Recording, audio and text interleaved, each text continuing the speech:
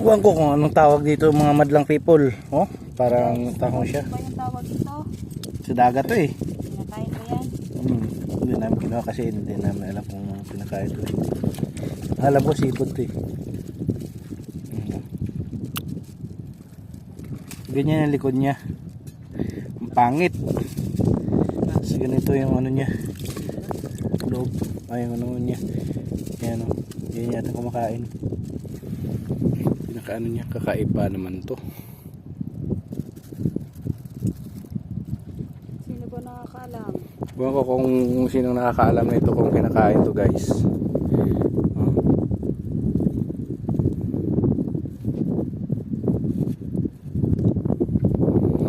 Dito kami sa ano, sa hubasan. Yan. Ano, iwan ko lang to kasi hindi walang alam niya na kung kinakain yun, hindi.